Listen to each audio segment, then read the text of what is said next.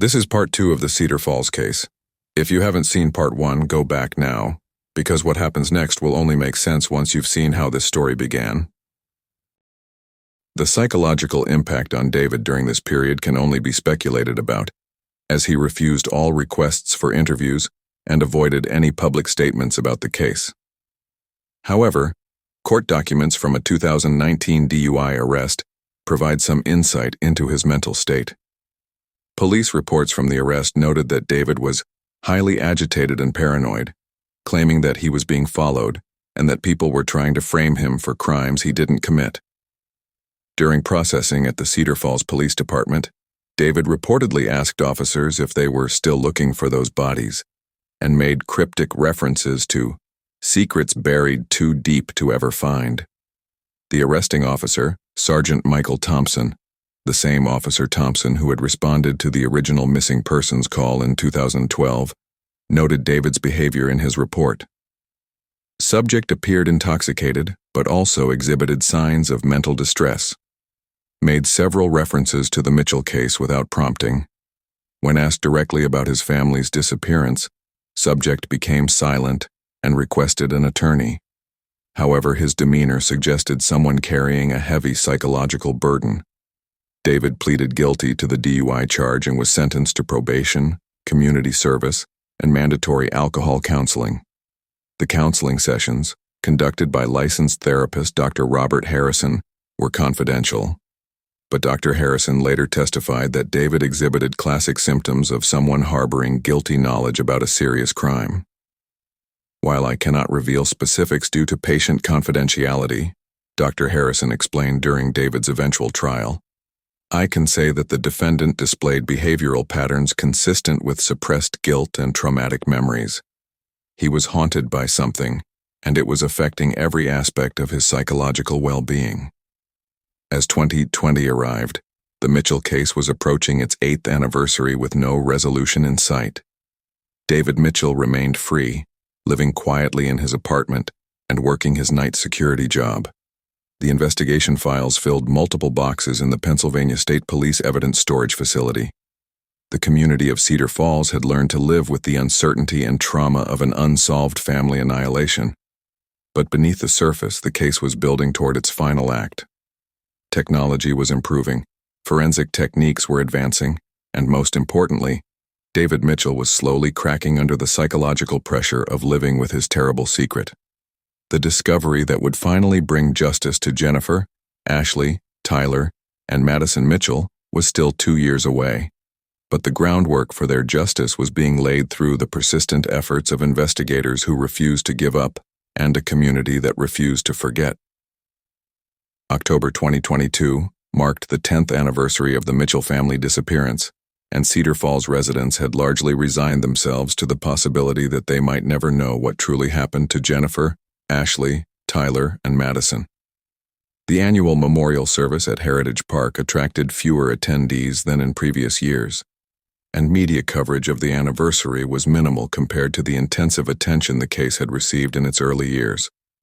Detective Sergeant Maria Rodriguez, now nearing retirement after 30 years with the Pennsylvania State Police, had continued to work the case sporadically, following up on periodic tips and reviewing evidence when new forensic techniques became available.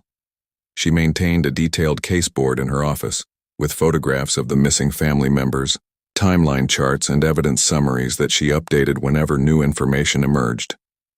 I never gave up on the Mitchells, Rodriguez later reflected. Some cases just get under your skin and stay there. Jennifer was a nurse who dedicated her life to helping children, and those 3 kids deserved justice. I couldn't retire knowing their killer was walking free. David Mitchell, meanwhile, had settled into a routine that barely qualified as living. Still employed as a night security guard at Precision Manufacturing on the outskirts of Cedar Falls, he had become increasingly reclusive and antisocial. His apartment manager, Carol Stevens, noticed that David had stopped maintaining his personal appearance and hygiene, often appearing disheveled and unkempt when she encountered him in the building's hallways. He looked like a man who was being eaten alive from the inside, Stevens recalled.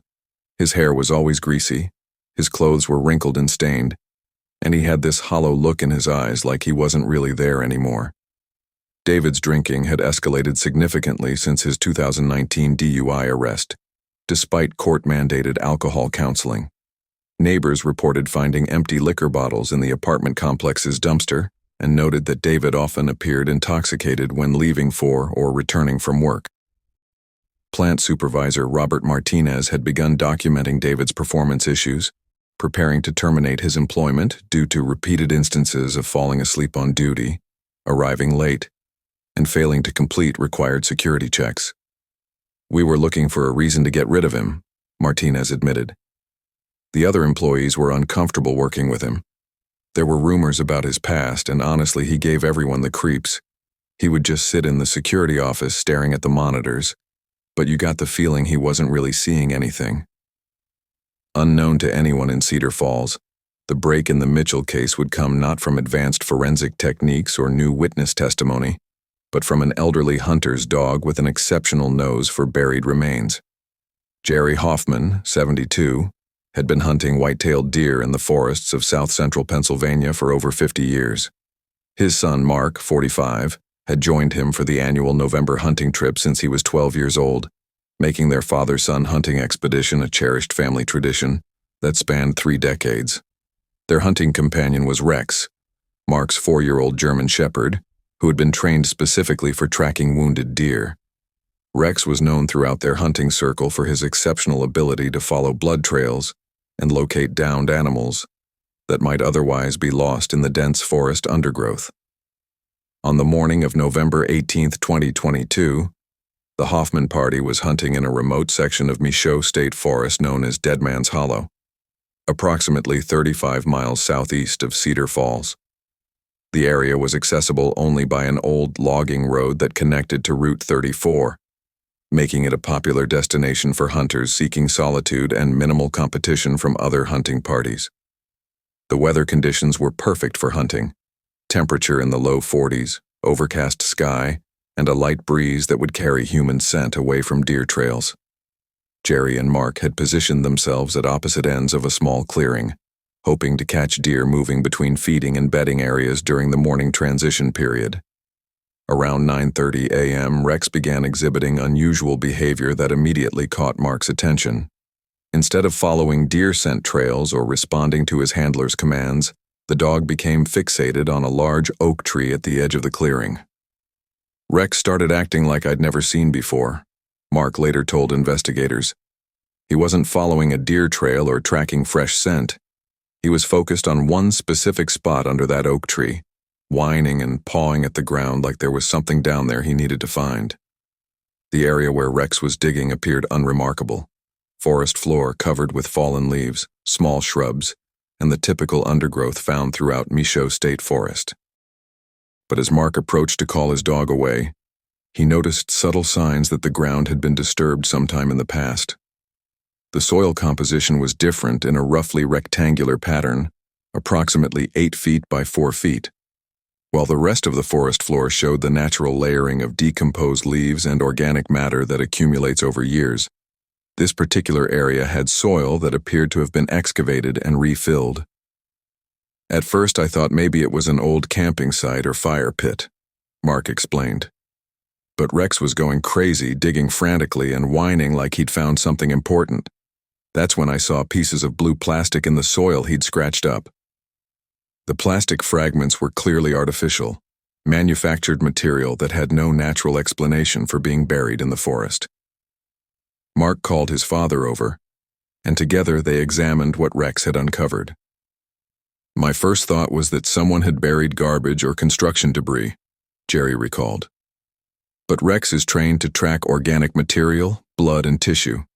He wouldn't be interested in random trash. The more we looked at the site, the more convinced we became that something significant was buried there." The Hoffmans faced a difficult decision. If the disturbed ground contained human remains, as Rex's behavior suggested, they needed to contact law enforcement immediately. But if they were wrong, they would have wasted police resources and potentially damaged their reputation within the hunting community. Jerry, who had served as a volunteer firefighter for 25 years, made the decision to call 911. "Dispatcher, this is Jerry Hoffman calling from Michaud State Forest. My hunting dog has found what might be human remains buried in the woods. We're going to need police and maybe a coroner out here." The 911 call was received at 10:17 a.m. by Cumberland County Emergency Services, who immediately dispatched units from the Pennsylvania State Police Barracks in Carlisle. Trooper Angela Martinez, the first responder to arrive at the scene, would later describe the moment as the most significant discovery of her career. "I've responded to dozens of calls about suspected human remains," Trooper Martinez recalled. "Usually it's animal bones, old camping debris, or natural formations that look suspicious to civilians. But this was different from the moment I arrived." Rex's continued agitation at the site convinced Martinez that the dog had indeed found something significant. She established a perimeter around the area and called for additional resources, including detectives, forensic specialists, and the county coroner. Detective Sergeant Rodriguez received the call at 11:45 a.m. while reviewing case files in her office in Harrisburg. The location, Michaud State Forest, approximately 30 miles from Cedar Falls, immediately triggered her memory of David Mitchell's cell phone data from October 2012. "I remember hanging up the phone and just staring at my Mitchell case board," Rodriguez said. Dead Man's Hollow was within 5 miles of where David's phone had pinged during his unexplained middle-of-the-night drive. "After 10 years of waiting for a break in this case, I had a feeling this was it." Rodriguez arrived at the scene at 1:15 p.m., accompanied by forensic anthropologist Dr. Susan Chen and a full evidence recovery team. The remote location required hiking nearly a mile from the nearest road access, carrying equipment and supplies through dense forest terrain. The excavation began immediately, with Dr. Chen directing the careful removal of soil layer by layer. The blue plastic fragments that Rex had uncovered proved to be pieces of heavy-duty tarp, the kind used for construction or camping applications. At 2:47 p.m., Dr. Chen made the discovery that would finally bring closure to the Mitchell case. Human remains wrapped in blue plastic sheeting, buried approximately 4 feet underground in a carefully excavated grave. "The preservation was remarkable," Dr. Chen later testified. "The acidic soil conditions in that part of the forest, combined with the plastic wrapping, had created an environment that preserved the remains far better than we typically see after 10 years of burial." Initial examination at the scene confirmed that the remains were those of an adult female, approximately 5.6 in height, with brown hair, measurements that matched Jennifer Mitchell's physical description. More definitive identification would require DNA testing and dental record comparison, but the circumstantial evidence strongly suggested that Rex had found Jennifer Mitchell's grave.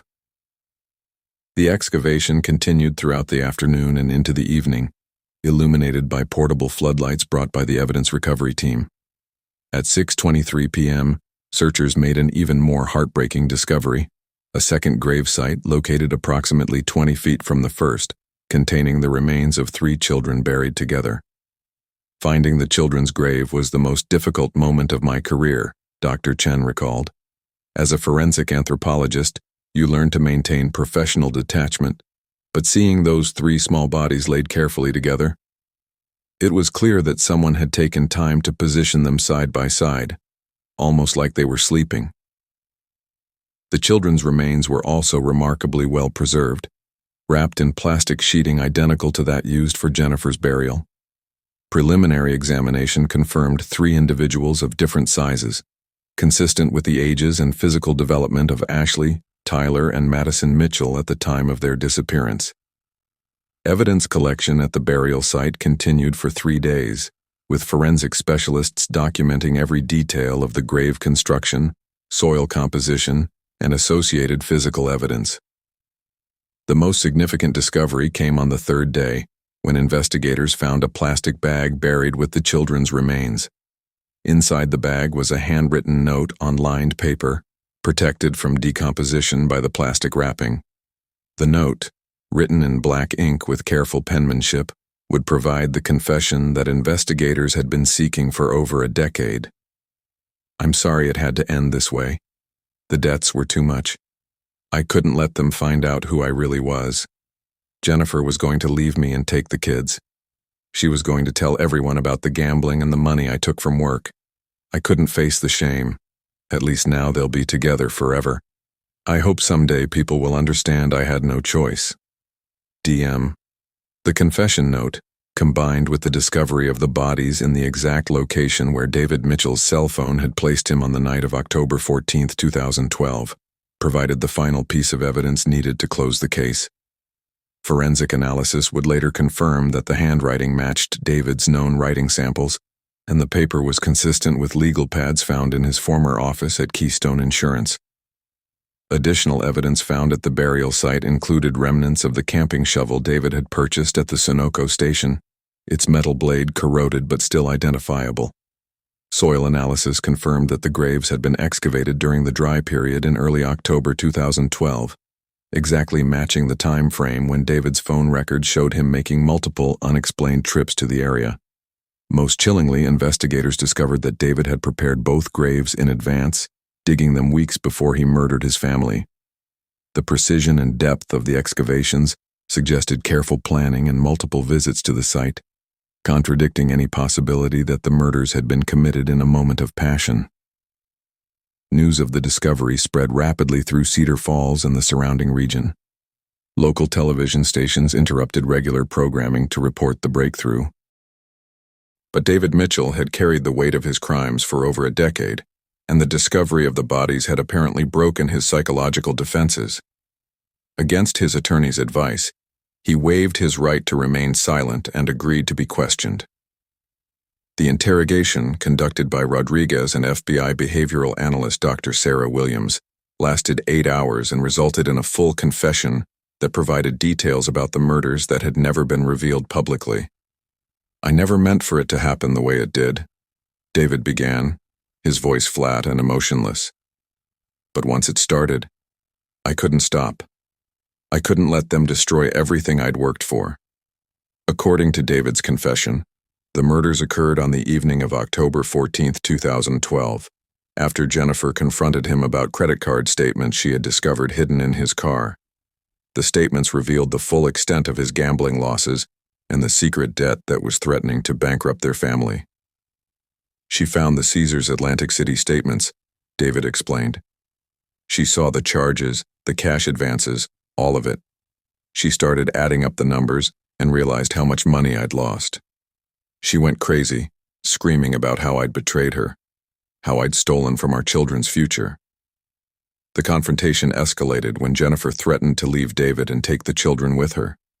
More importantly, she threatened to contact his employer and the police about the money he had been embezzling from client accounts. "She said she was going to call Keystone in the morning and tell them to audit the books," David continued. "She said she was going to make sure everyone in town knew what kind of man I really was. I couldn't let that happen. I couldn't go to prison." David described retrieving the crowbar from his garage workshop, initially claiming he only intended to intimidate Jennifer into silence. But when she continued screaming and threatening to expose him, he struck her with the weapon. "I hit her once, just to make her stop yelling," David said, showing no emotion as he described his wife's murder. "But she fell down and there was blood everywhere.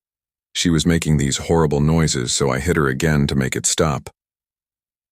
The most chilling aspect of David's confession was his description of what happened when the children, awakened by their mother's screams, came to investigate. "Ashley ran into the bedroom first," David recalled. "She saw Jennifer on the floor and started screaming. She had her phone out, trying to call 911. I couldn't let her do that." Ashley Mitchell, just 16 years old and trying to save her family, became David's second victim. Tyler, 12, had followed his older sister and witnessed both murders before becoming the third victim. 8-year-old Madison, the youngest and most vulnerable, was killed last. "Madison was crying and asking for her mommy," David said, his voice remaining eerily calm. "I told her everything was going to be okay, that we were all going to be together. Then I did what I had to do." Dr. Williams, who had interviewed hundreds of violent criminals during her career, later described David's confession as one of the most disturbing she had ever heard. "Most family annihilators show some level of emotional distress when recounting their crimes," Dr. Williams explained. They might claim they were protecting their families from a worse fate, or express remorse for their actions. David showed none of that. He described killing his own children as if he was discussing routine household chores. David's confession also provided details about the extensive cleanup operation he conducted after the murders. He had spent the entire night of October 14th cleaning blood evidence from the bedroom, moving the bodies to his BMW sedan, and preparing for their transport to the pre-selected burial site. "I had already dug the graves," David admitted. "I knew this day would come eventually." And within hours, national media outlets were converging on the small Pennsylvania town that had been haunted by the unsolved case for over a decade. For Patricia Morrison, Jennifer's sister who had never stopped fighting for justice, the discovery brought a complex mix of emotions. Relief that her sister and the children had finally been found, devastation at confirmation of their deaths, and grim satisfaction that David Mitchell would finally face consequences for his crimes. "I always knew they were dead," Patricia told reporters outside her Cedar Falls home. "But knowing and having proof are two different things. At least now we can lay them to rest properly, and David can't hide behind his lies anymore." The community reaction was equally complex. Many residents felt validated in their long-held suspicions about David's guilt, while others struggled with the reality that such horrific violence had occurred in their peaceful town. The discovery also reopened psychological wounds that had never fully healed, forcing Cedar Falls to confront once again the trauma that had defined their community for over a decade. The discovery of the Mitchell family's remains on November 18, 2022, triggered a carefully orchestrated law enforcement operation that had been planned for years. Detective Sergeant Rodriguez, despite being within months of retirement, insisted on personally overseeing David Mitchell's arrest. "I had been waiting 10 years for this moment," Rodriguez later explained. "I owed it to Jennifer and those children to see this through to the end." At 6:30 a.m. on November 28, 2022, Pennsylvania State Police surrounded the Maple Grove apartment complex, where David had been living since 2015. The arrest team, led by Rodriguez and including federal marshals due to the case's high profile, had been monitoring David's movements for the previous week to ensure he would be home when they arrived. David's life had deteriorated significantly in the 10 days since the bodies were discovered. According to apartment manager Carol Stevens, he had called in sick to his security job for 3 consecutive days and had been heard pacing his apartment at all hours, sometimes talking loudly to himself. "He knew they were coming for him," Stevens observed. "You could see it in his face when the news broke about finding the bodies. He looked like a man who knew his time was up." When police knocked on the door of apartment 2B at 6:47 a.m., David answered immediately, as if he had been waiting by the door. He was dressed in wrinkled clothing that appeared to have been slept in, his hair was disheveled, and his eyes were bloodshot from lack of sleep and alcohol consumption. "David Mitchell, you're under arrest for the murders of Jennifer Mitchell, Ashley Mitchell, Tyler Mitchell, and Madison Mitchell," Rodriguez announced, reading from the warrant that had been issued based on the evidence found at the burial site. David's response would be remembered by every officer present. "Is this about Jennifer and the kids?" The question, asked before anyone had mentioned his family specifically, was immediately noted as potentially incriminating. Most innocent people would have asked what they were being arrested for or demanded an explanation.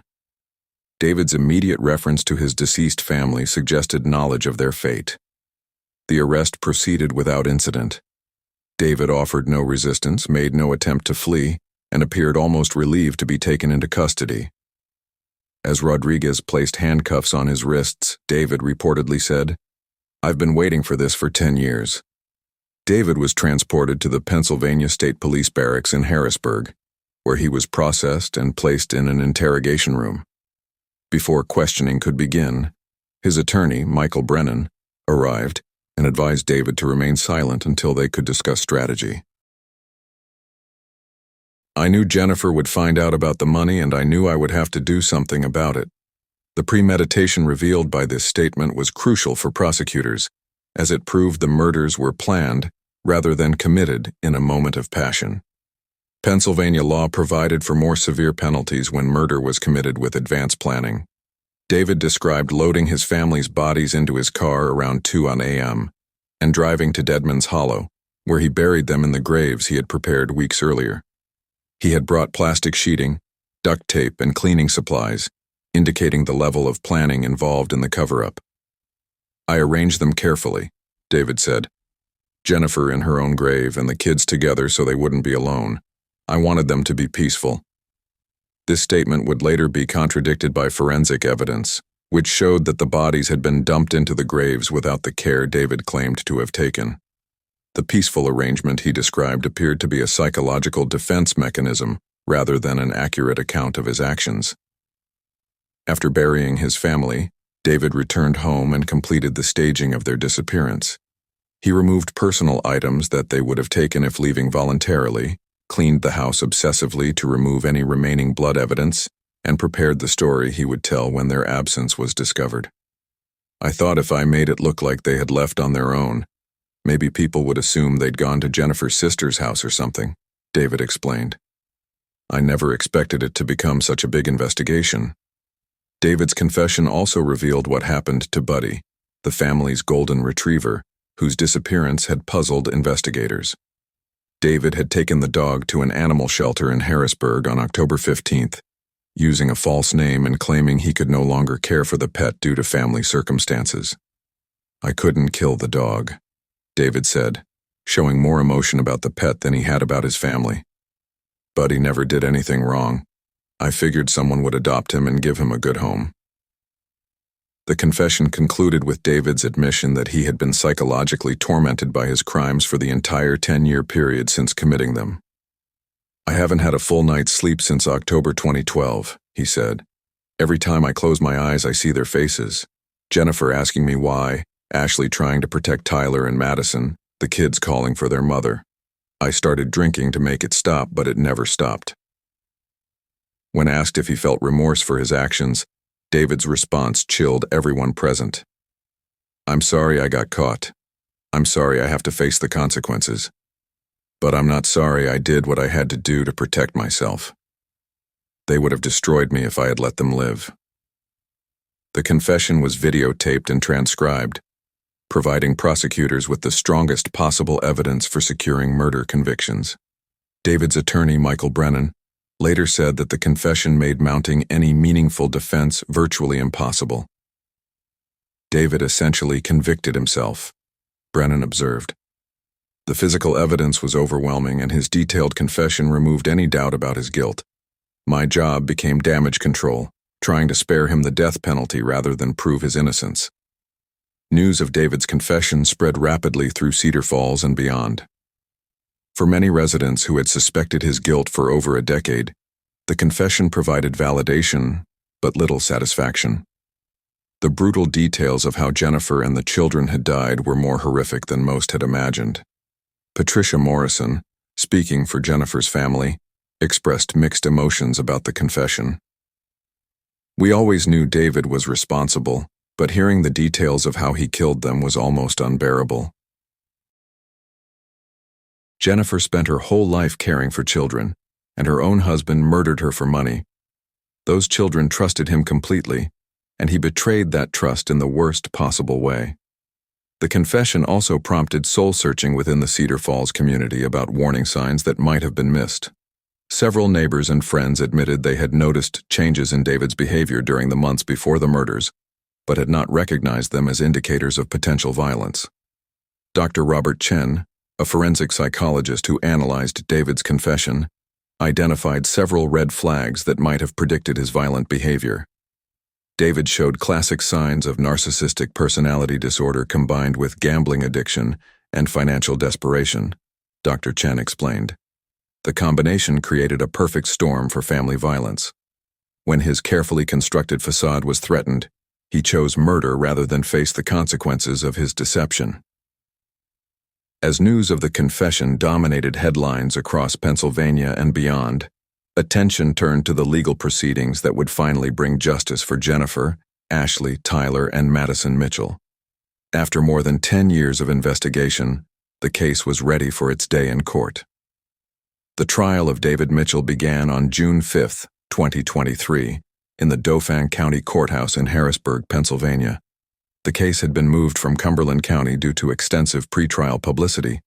But even in Harrisburg, finding impartial jurors proved challenging.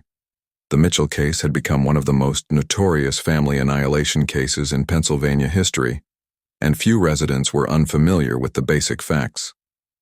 Judge Margaret Foster, a 30-year veteran of the Pennsylvania judiciary with extensive experience in capital murder cases, presided over the proceedings.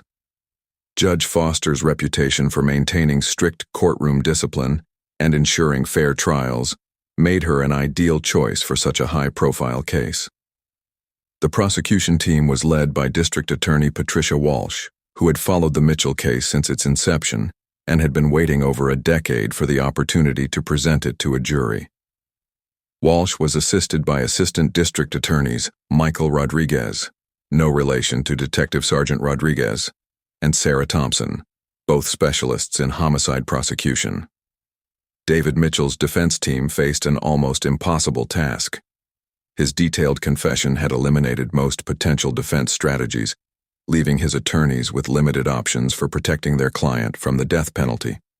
Lead defense attorney Michael Brennan was assisted by public defenders James O'Brien and Lisa Martinez, both experienced in capital case defense.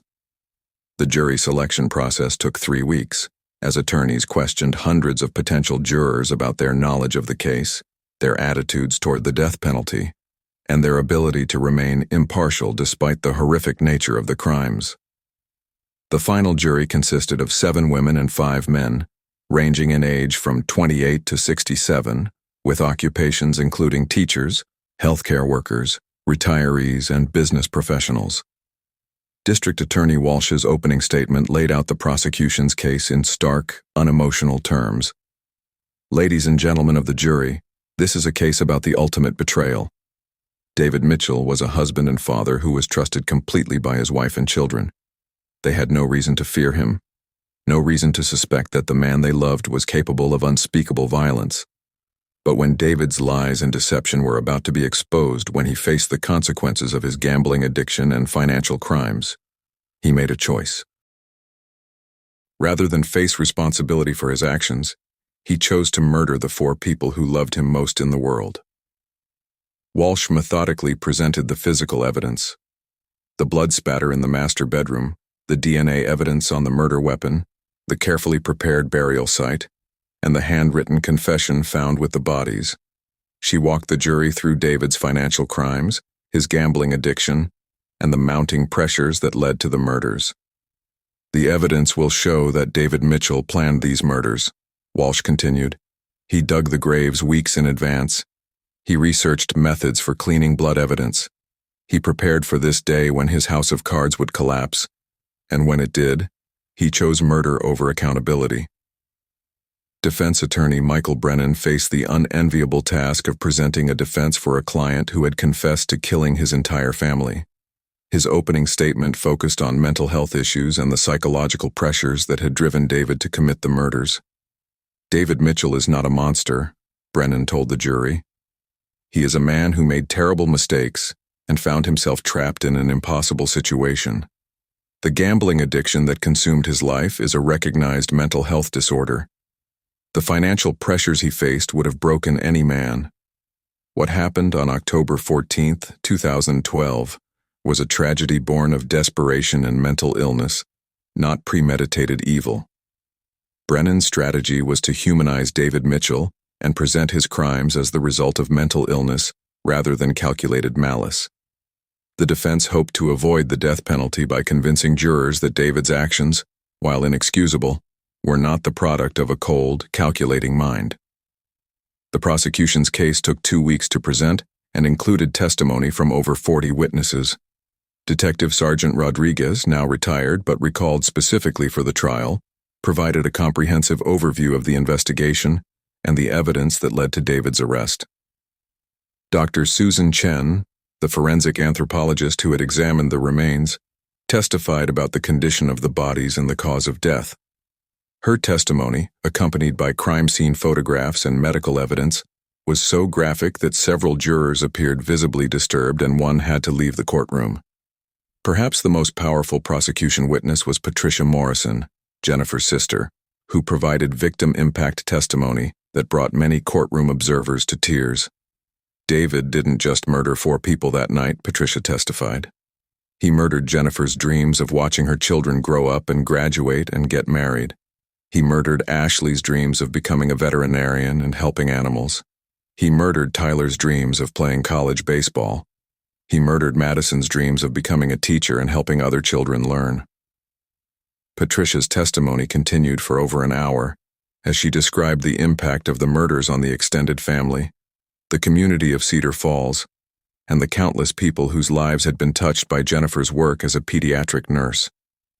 Jennifer dedicated her life to healing children and easing their pain, Patricia concluded.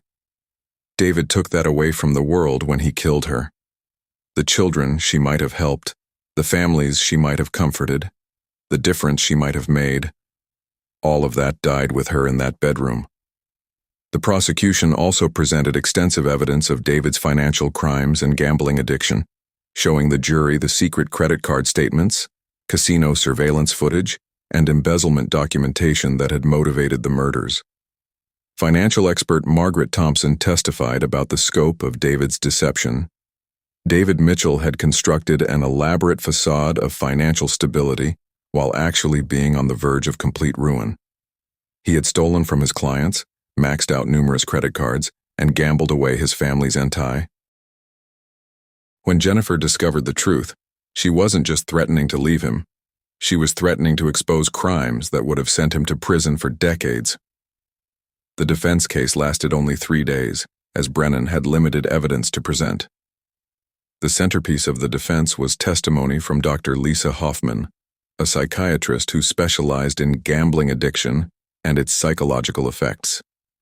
Pathological gambling is a recognized mental disorder that can drive individuals to desperate actions, Dr. Hoffman testified. Mr. Mitchell was clearly suffering from severe gambling addiction, combined with depression and anxiety disorders. These conditions can impair judgment and lead to impulsive, destructive behavior. Dr. Hoffman's testimony was undermined during cross-examination when District Attorney Walsh presented evidence of David's extensive advance planning. Doctor, if Mr. Mitchell was acting impulsively due to mental illness, how do you explain the fact that he dug graves for his family weeks before killing them? Dr. Hoffman struggled to provide a convincing answer, ultimately admitting that the advance preparation suggested more calculation than her mental illness theory could explain. The defense also called David's former employer, Grace Morrison, who testified about his apparent dedication to his family and his reputation in the community before the murders. However, her testimony was largely ineffective, as it only highlighted the extent of David's deception.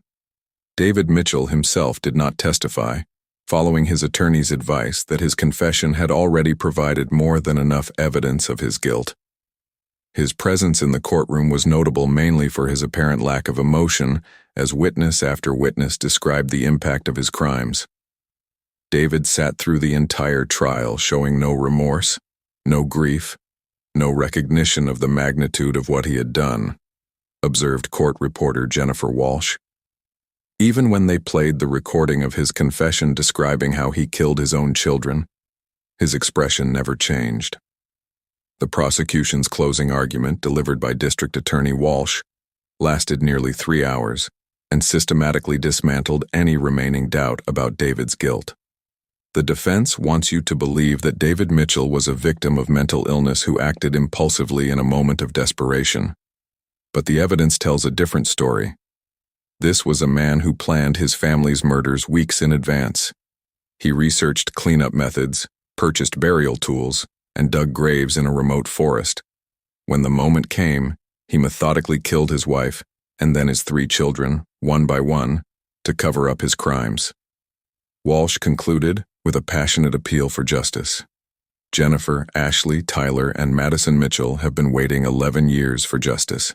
They have been waiting while their killer lived free, while he worked and slept and ate, while he continued to breathe the air they were denied.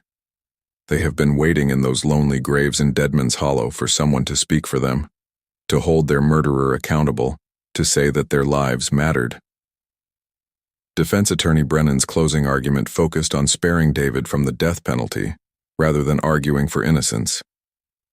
We are not asking you to excuse David Mitchell's actions or to find him innocent.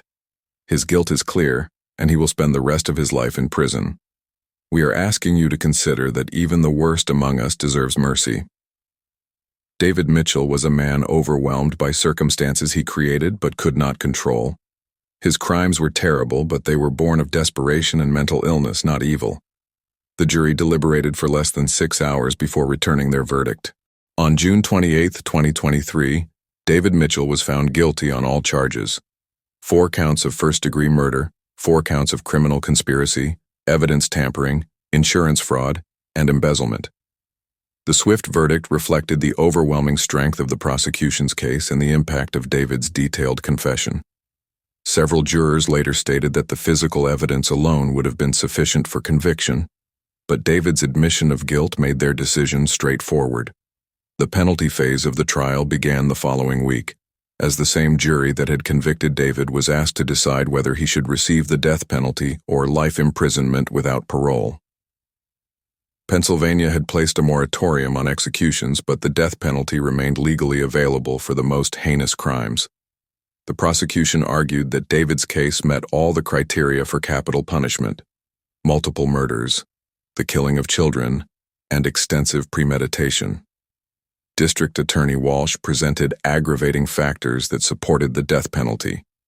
David Mitchell committed the most serious crimes possible under Pennsylvania law. He murdered 4 innocent people, including 3 children.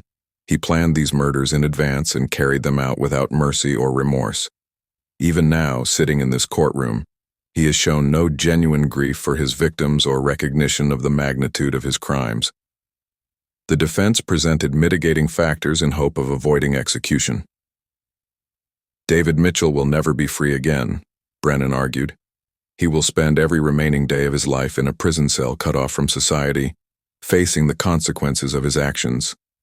That is punishment enough. Taking his life will not bring back Jennifer, Ashley, Tyler, or Madison. It will only add another death to this tragedy. The jury deliberated for 2 days before returning with their penalty recommendation. On July 8, 2023, they recommended life imprisonment without the possibility of parole rather than death. Several jurors later explained their reasoning. While David's crimes were heinous, the moratorium on executions meant he would likely never actually be executed, making life imprisonment a more certain punishment. On August 15, 2023, Judge Margaret Foster formally sentenced David Mitchell to 4 consecutive life sentences without the possibility of parole, plus additional time for the fraud and evidence tampering charges.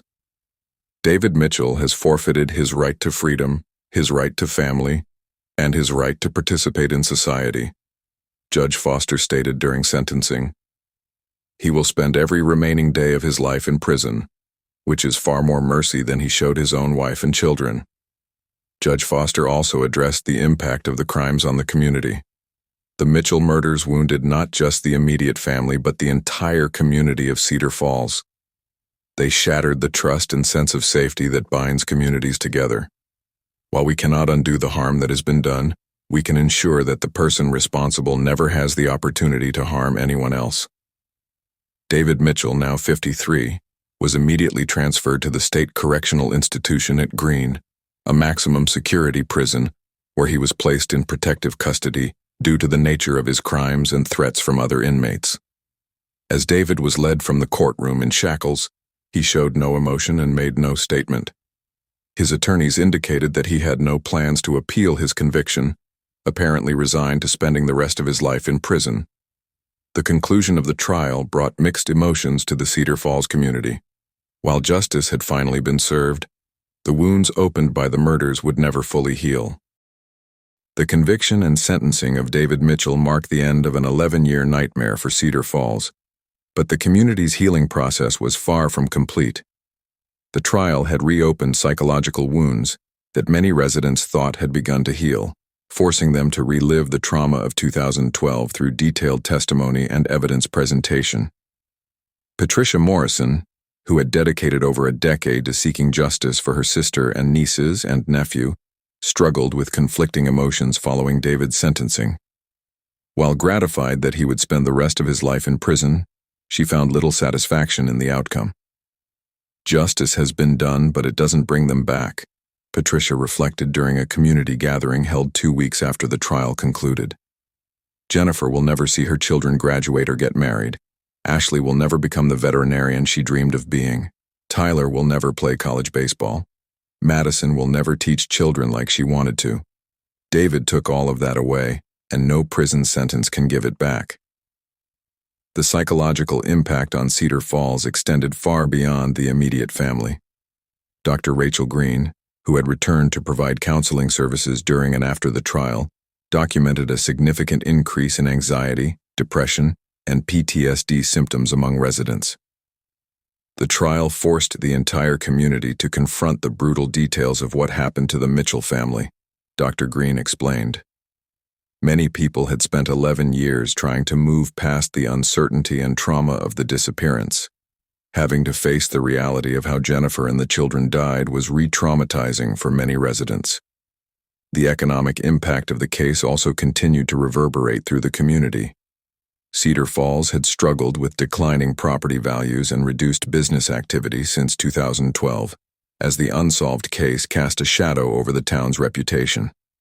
While some residents hoped that solving the case would allow the community to move forward, the graphic details revealed during the trial actually worsened the town's image problem.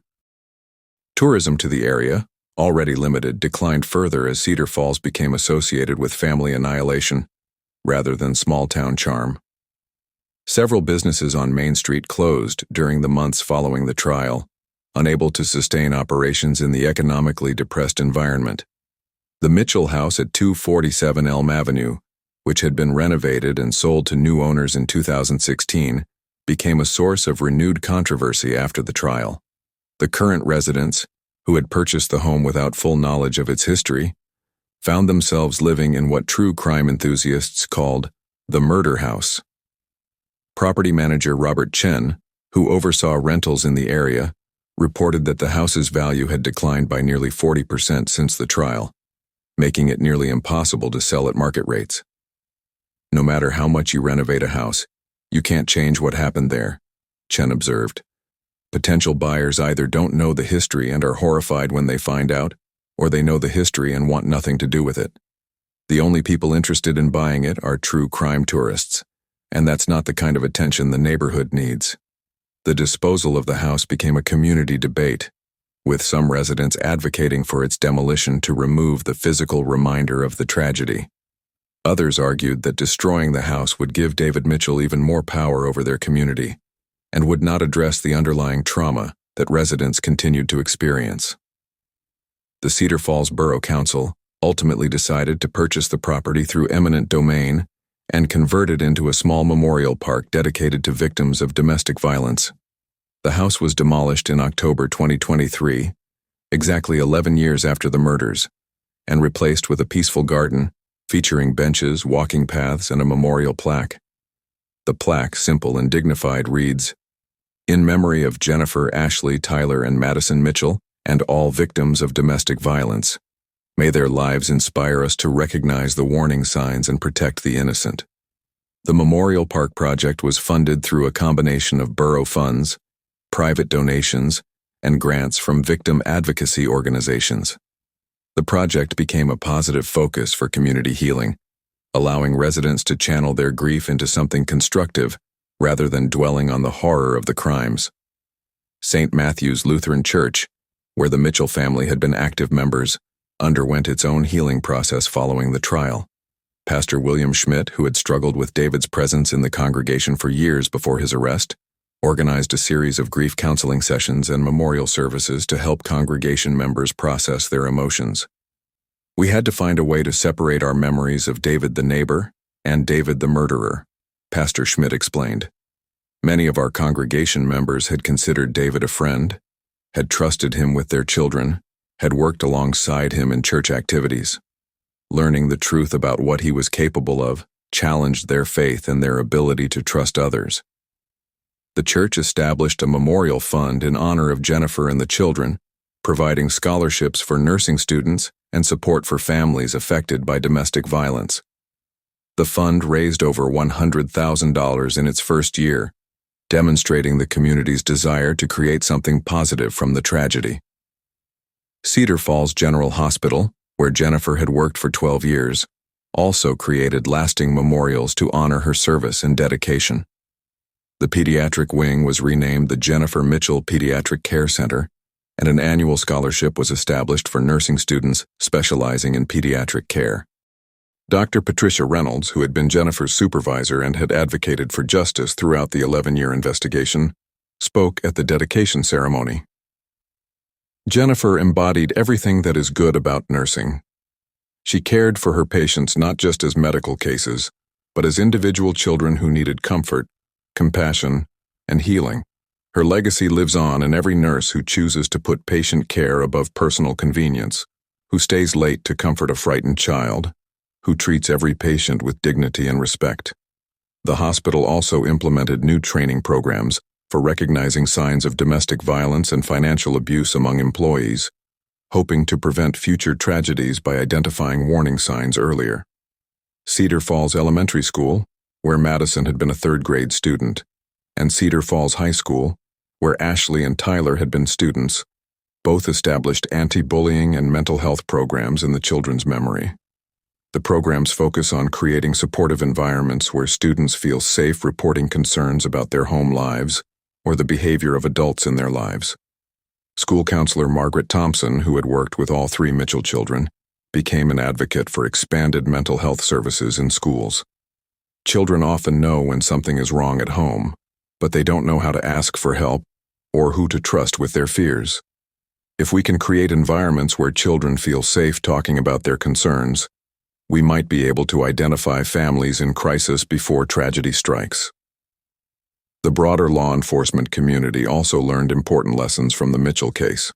The 11-year investigation highlighted both successes and failures in missing persons procedures, leading to significant changes in how such cases are handled. Detective Sergeant Rodriguez, now retired but working as a consultant on cold cases, developed training programs for police departments across Pennsylvania. The Mitchell case taught us that family annihilation cases require immediate, intensive investigation. We can't wait for bodies to be found or for perfect evidence to emerge. When an entire family disappears and the circumstances suggest foul play, we need to treat the surviving spouse or partner as a prime suspect from day one. The Pennsylvania State Police implemented new protocols based on lessons learned from the Mitchell investigation. Immediate forensic examination of family homes when entire families disappear. Enhanced financial investigation procedures to quickly identify motive. Improved coordination between local and state law enforcement agencies. Better training for recognizing signs of family violence and financial desperation. Advanced techniques for locating hidden burial sites in rural areas. The case also contributed to changes in Pennsylvania's missing persons laws. The Jennifer Mitchell Act, passed by the state legislature in 2024, required insurance companies to flag suspicious policy changes and mandated cooling-off periods for large life insurance policies on family members. The law also provided additional resources for investigating missing persons cases and established a state database to track patterns that might indicate family violence. Advocates hoped these changes would help identify future potential perpetrators before they could harm their families. David Mitchell himself remained largely out of public view following his conviction. Housed in protective custody at SCI Green, he received minimal visitors and rarely communicated with the outside world. Prison officials reported that he spent most of his time reading, watching television, and participating in limited recreational activities. Former cellmate interviews conducted by investigative journalists suggested that David showed no remorse for his crimes and continued to view himself as a victim of circumstances rather than a perpetrator of violence. He would talk about how the gambling and the debt weren't really his fault, reported one inmate who shared a cell block with David. He'd say that if Jennifer had been more understanding, if the kids hadn't witnessed the argument, things could have been different. He never took responsibility for choosing to kill them. Mental health professionals who evaluated David in prison confirmed that he displayed characteristics consistent with narcissistic personality disorder, including an inability to empathize with his victims and a tendency to blame others for his actions. Dr. Robert Harrison, who conducted mandatory psychological evaluations of David, noted that he showed no genuine remorse or grief for his family. David Mitchell views his conviction and imprisonment as an injustice perpetrated against him rather than the natural consequence of his crimes. He expresses frustration about being caught and punished, but shows no recognition of the pain and suffering he caused to his victims and their loved ones. This lack of remorse complicated efforts by victim advocacy groups to use David's case as an example for prevention programs. Unlike some family annihilators who express regret and warn others against following their path, David provided no cautionary message that might help prevent similar tragedies. The true crime community's fascination with the Mitchell case continued long after David's conviction. Netflix released The Mitchell Family Murders, a true crime documentary, in March 2024, featuring interviews with investigators, family members, and community residents. The documentary drew criticism from some Cedar Falls residents who felt their community's tragedy was being exploited for entertainment. Others appreciated the opportunity to share their loved ones' stories and educate viewers about the warning signs of family violence. Patricia Morrison, who participated in the documentary, explained her decision. "I didn't want people to remember Jennifer, Ashley, Tyler, and Madison just as murder victims. They were real people with hopes and dreams and so much love to give. If sharing their story can help save even one family from a similar fate, then it's worth reliving the pain." The documentary won several awards and sparked renewed discussion about family annihilation, gambling addiction, and domestic violence prevention. It also generated additional donations to the various memorial funds established in the victim's honor. As 2024 progressed, Cedar Falls began showing signs of recovery from the long trauma of the Mitchell case. The memorial park where the family home once stood had become a place of quiet reflection rather than morbid curiosity. New businesses opened on Main Street, and property values began to stabilize as the community's association with the murders gradually faded. The annual memorial service for the Mitchell family, held every October 15th, evolved from a community-wide gathering focused on the tragedy to a smaller, more intimate remembrance of the victims' lives and contributions. The 2024 service, attended by about 50 people, featured speakers who had known Jennifer, Ashley, Tyler, and Madison personally and could share positive memories rather than dwelling on their deaths. Cedar Falls High School graduated its first class since the murders that included no students who had known the Mitchell children personally. The graduating class of 2024 marked a symbolic transition for the community, representing a generation that would know the story, but not carry the personal trauma of having lived through the disappearance and investigation. Mayor Patricia Collins, elected in 2023 on a platform of community healing and economic development, reported encouraging signs of recovery. "We're not trying to forget what happened to the Mitchell family. That would be disrespectful to their memory. But we are working to ensure that our community is defined by our resilience, our compassion, and our commitment to preventing future tragedies, rather than by one man's terrible crimes." The mayor's office launched a comprehensive economic development initiative designed to attract new businesses and residents to Cedar Falls. The initiative included tax incentives for new businesses, infrastructure improvements, and marketing campaigns that emphasized the community's strong schools, low crime rate, and scenic location. Early results were promising, with 3 new businesses opening in the first 6 months of 2024, and residential construction beginning on several lots that had remained vacant since the case began. The community college satellite campus that opened in 2023 was exceeding enrollment expectations, bringing young people and economic activity to the downtown area. The Mitchell case became a cornerstone study in criminal justice programs across the United States, offering valuable insights into family annihilation cases, financial crime investigation, and community trauma response. Universities including Penn State, Temple, and the University of Pennsylvania incorporated case studies based on the Mitchell murders into their criminology and psychology curricula. Dr. Andrew Peterson, the forensic psychologist who had analyzed David Mitchell's behavior patterns, published a comprehensive academic study titled The Mitchell Case, Financial Desperation and Family Annihilation in the Journal of Criminal Psychology. The study identified key warning signs that might help identify potential family annihilators before they commit violence. Excessive gambling or other addictive behaviors combined with financial deception. Elaborate lies about income, employment, or financial status to family members. Social isolation and withdrawal from community activities. Obsession with maintaining reputation and social standing. Despite underlying problems. Research into life insurance policies, disposal methods, or legal procedures related to missing persons. Advanced preparation activities such as weapon acquisition, site reconnaissance, or establishing false identities. The Mitchell case demonstrates that family annihilation is rarely truly impulsive, Dr. Peterson explained. David Mitchell's crimes appeared spontaneous only to those who didn't know about his extensive advance planning. The warning signs were there for months before the murders, but no one recognized them as indicators of potential violence.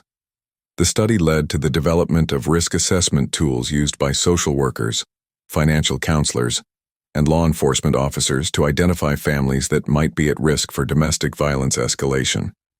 The tools were implemented in several states and credited with preventing at least 3 potential family annihilation cases by 2024. Financial institutions also learned important lessons from David's fraud schemes. The Pennsylvania Banking Commission implemented new requirements for monitoring unusual account activity, particularly patterns that might indicate problem gambling or embezzlement.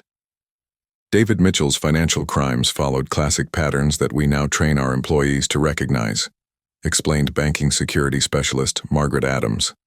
Large cash withdrawals, multiple credit applications using slightly different information, and sudden changes in long-established financial behavior are all red flags that might indicate someone is in crisis.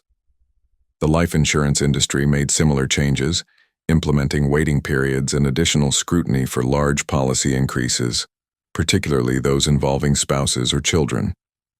The Jennifer Mitchell Act required insurance companies to flag policies that exceeded certain thresholds relative to family income, and to maintain databases tracking multiple policies on the same individuals.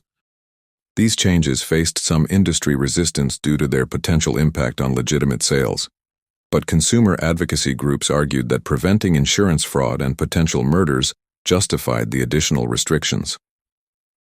The insurance industry has a responsibility to ensure that their products aren't being used as tools for murder, argued consumer advocate Sarah Williams. David Mitchell saw his family as a financial asset to be liquidated when he needed money. We have to make it harder for people to view insurance policies as murder incentives. The gambling industry also faced increased scrutiny following revelations about David's addiction and losses.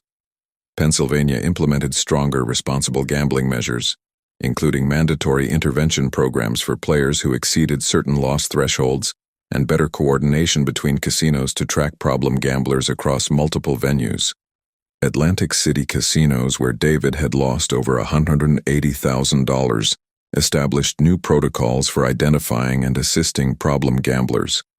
The measures included automated monitoring systems that flagged players with unusual loss patterns, mandatory cooling-off periods for players who requested credit increases after significant losses, enhanced training for casino staff to recognize signs of gambling addiction and financial distress, partnerships with mental health professionals to provide immediate intervention services, database sharing between casinos to track player activity across multiple venues. Casino industry representatives initially opposed some measures, arguing they would harm legitimate business and drive problem gamblers to unregulated online sites. However, public pressure following the Mitchell case made resistance politically untenable. The casino industry profits from people like David Mitchell, and they have a responsibility to help identify and treat gambling addiction before it destroys families, argued gambling addiction counselor Dr. Lisa Roberts. The measures implemented after the Mitchell case, represent a minimal step toward recognizing that responsibility.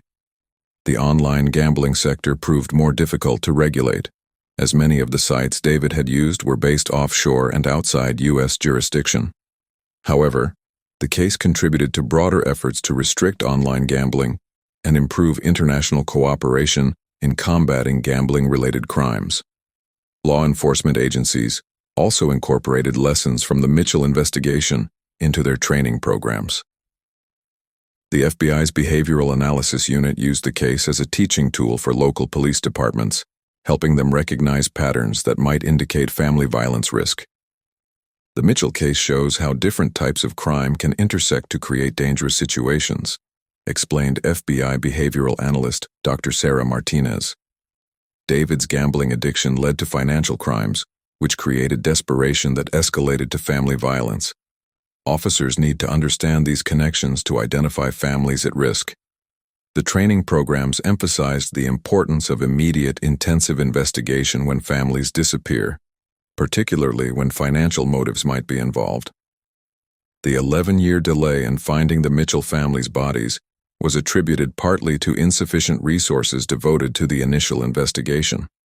If we had conducted luminol testing of the Mitchell house on day 1, instead of waiting until forensic specialists were available, we might have been able to arrest David before he had time to destroy evidence and establish his false narratives, Detective Rodriguez reflected.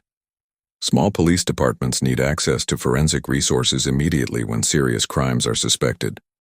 Pennsylvania allocated additional funding for forensic services and equipment sharing between police departments, ensuring that future investigations wouldn't be delayed by resource constraints. The mental health community also developed new approaches to treating gambling addiction and identifying individuals at risk for violence. Treatment programs began incorporating family violence risk assessment into their standard procedures, recognizing that gambling addicts facing exposure and financial ruin might pose dangers to their loved ones. Traditional gambling addiction treatment focused on the financial and psychological impact on the addict, explained addiction specialist Dr. Robert Chen. The Mitchell case made us realize we also need to assess the risk that desperate gamblers might harm family members who discover their deception or threaten to expose their crimes. New treatment protocols required gambling addicts to participate in family counseling sessions and undergo risk assessments for violent behavior. While some patients resisted these requirements, early results suggested they were effective in identifying and preventing potential family violence. Domestic violence organizations incorporated lessons from the Mitchell case into their prevention and education programs. The case challenged traditional understanding of domestic violence, as David had never shown obvious signs of physical aggression or controlling behavior before murdering his family. The Mitchell case demonstrates that domestic violence can emerge suddenly in families where it was never previously suspected, explained domestic violence counselor Patricia Thompson. David Mitchell wasn't a traditional batterer who escalated from verbal to physical abuse. He went directly to homicide when his deception was threatened. This recognition led to expanded definitions of domestic violence warning signs and new educational programs for recognizing financial abuse and deception as potential precursors to physical violence. Schools also developed new approaches to identifying children who might be living in dangerous situations. The programs trained teachers and counselors to recognize signs that students might be experiencing family financial crisis or other stressors that could lead to violence. Children often know when something is wrong at home before adults recognize the danger, explained school counselor Margaret Rodriguez. Ashley, Tyler, and Madison Mitchell might have shown signs of stress or anxiety about their family situation in the weeks before they were killed. We need to train educators to recognize these signs and provide appropriate interventions. The educational programs emphasized creating environments where children felt safe reporting concerns about their families and provided resources for helping students whose families were in crisis. Community organizations also learned valuable lessons about recognizing and responding to signs of family distress. The Mitchell case highlighted how effectively David had hidden his problems from neighbors, friends, and community members who interacted with the family regularly. David Mitchell was skilled at maintaining his facade of normalcy, observed community social worker Dr. Rachel Green. But looking back, there were probably subtle signs that people noticed but didn't recognize as significant. We need to train community members to trust their instincts and report concerns about families that might be in crisis. The training programs developed after the Mitchell case taught community members to recognize potential warning signs, sudden changes in family financial behavior or lifestyle, social isolation or withdrawal from community activities, unusual secrecy or defensiveness about family matters, children showing signs of stress, anxiety, or fear about home situations, adults making unusual inquiries about insurance, legal procedures, or disposal methods, while community members were cautioned against overreacting to normal family stress. They were encouraged to trust their instincts and report genuine concerns to appropriate authorities. Religious organizations also developed new approaches to identifying and helping families in crisis. St. Matthew's Lutheran Church, where the Mitchell family had been members, implemented training programs for clergy and lay leaders to recognize signs of family distress and provide appropriate interventions. Pastoral care has always included helping families through difficult times, explained Pastor William Schmidt. But the Mitchell case taught us that we need more systematic approaches to identifying families at risk and connecting them with professional resources before crisis situations develop. The training programs emphasized the importance of maintaining confidentiality while still protecting potential victims, and provided resources for helping families address gambling addiction, financial problems, and domestic violence concerns. As we approach the 12th anniversary of the Mitchell family murders, their story continues to resonate far beyond the borders of Cedar Falls, Pennsylvania. What began as a missing persons case in a small community has become a touchstone for understanding family violence, financial crime, and the devastating impact of untreated addiction. Jennifer Mitchell, who would have been 50 years old in 2024, is remembered not as a murder victim, but as a dedicated nurse whose compassion and professionalism touched countless lives during her 12-year career.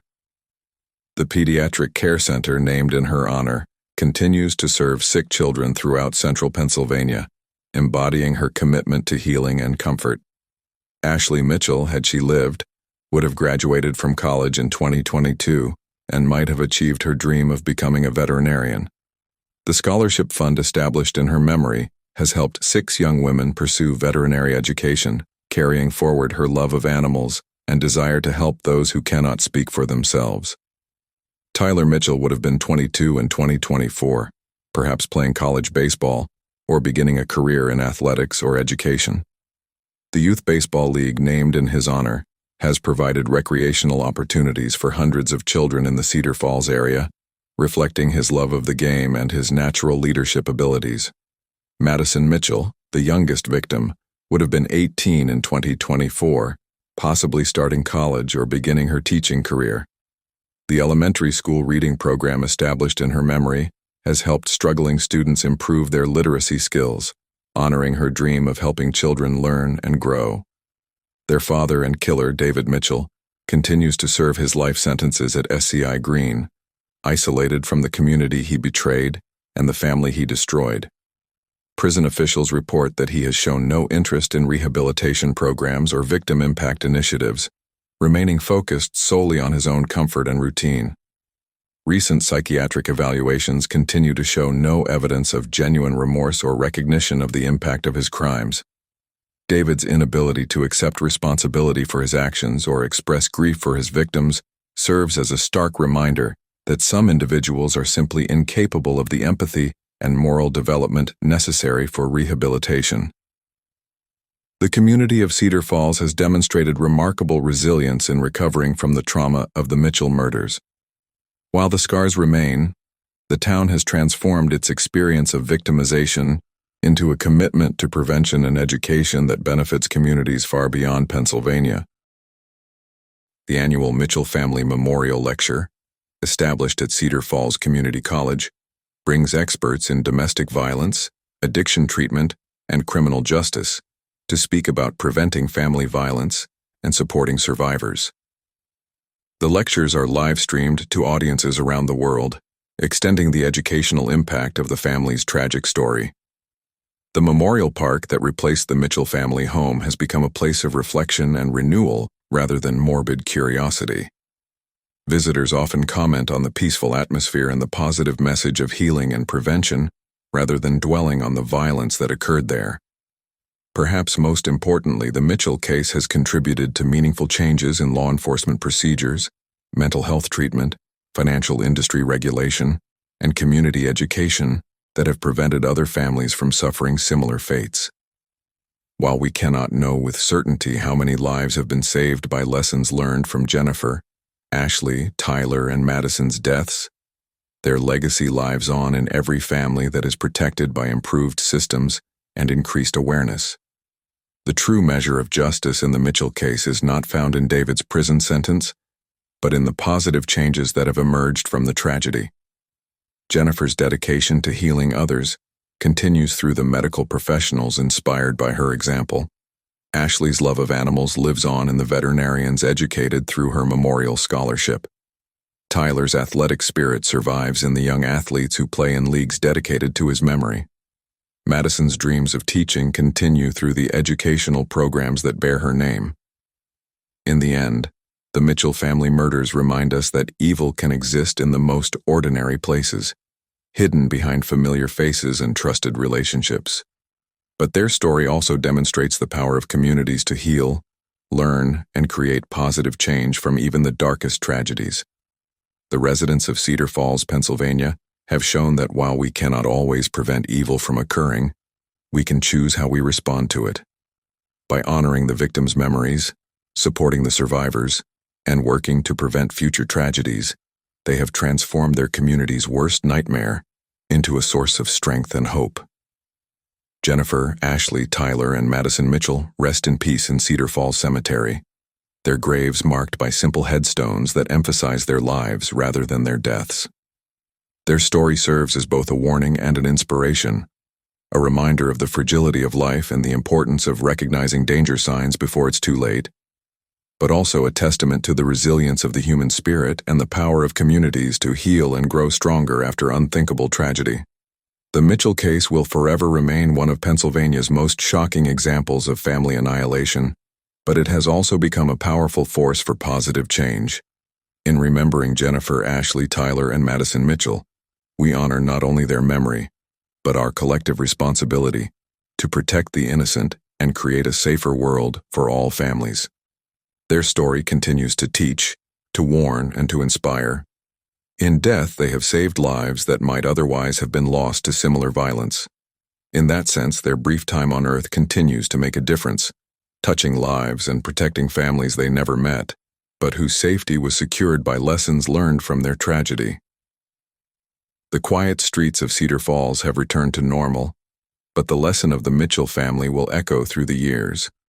A chilling reminder that sometimes the most dangerous predator is the one we trust most, but also a powerful testament to the human capacity for healing, growth, and positive change in the face of unthinkable loss.